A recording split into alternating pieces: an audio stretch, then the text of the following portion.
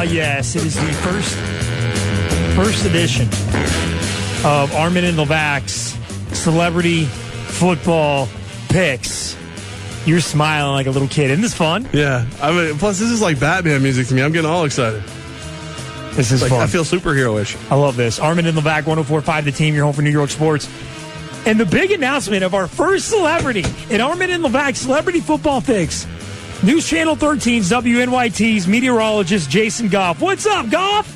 What's up, man? First of all, I need to get you a dictionary because you need to look up the definition of the word celebrity, all right? But I will be glad to sit on the phone with you and talk some football anytime. Hey, you're a celebrity in our heart, and I'll always remember the first week I was on the air here, Levack. Yeah. I was like, man, these people got to hate me. And this guy, Jason Gough, calls in and goes, hey, man, Jason Gough, and he just starts talking, and I'm looking at Joe B, and I'm like, oh, no, if he just says, hey, I'm Jason Gough, I should know him. I've been here. So I'm like Googling, and I'm like, this is cool, man. A TV personality is listening to the show and called in, and I'll remember that, Gough. I appreciate that, man. No, you're welcome. I have to tell you, I mean, you know, we're kind of in the minority around here in that we're one of the few college football fans around. So anybody that we can bring into the fold, I will do so with open arms. Hey, you know what? We're going to pick 5 NFL games, and at the end of it, you got to give us your college football thoughts. You ready for that?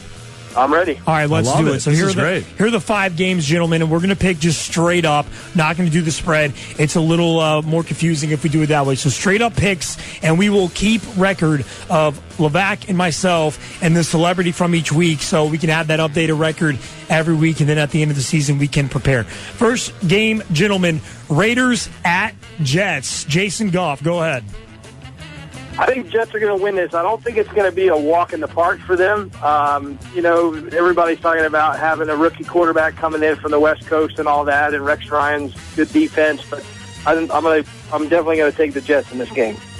All right, so Jason, I hear what you're saying, and I'm going to go and say a little bit different. I think it's a change of culture in Oakland. They paid the loser tax to bring in veterans who can play football.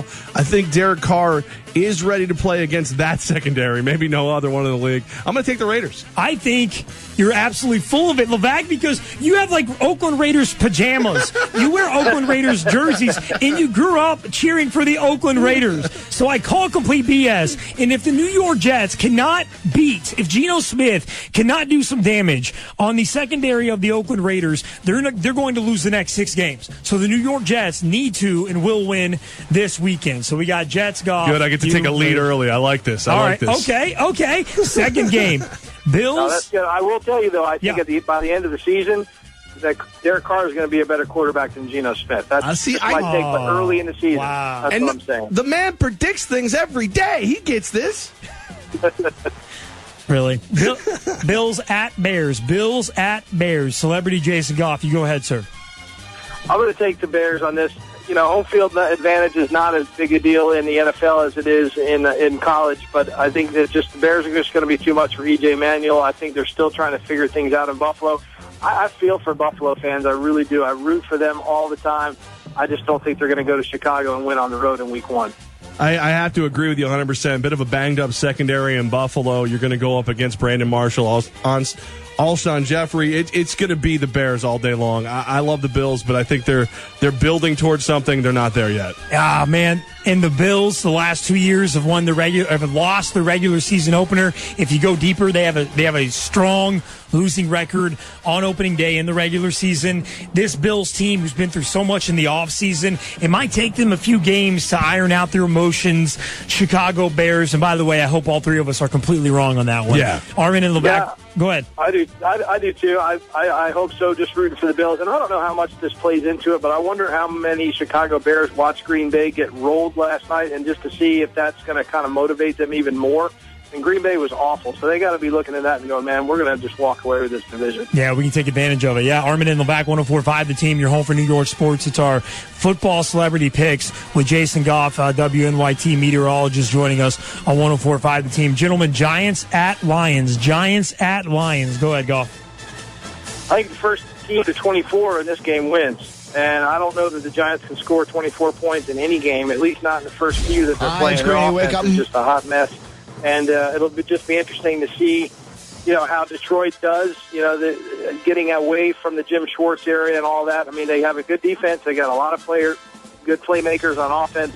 I just don't know that the Giants are quite there yet. I think that they could probably use another 2 weeks to get ready for opening week, but they don't have that luxury. So I'm going to take Detroit in this one. Yeah, I mean, I think Detroit is going to be one of the best teams in football this year.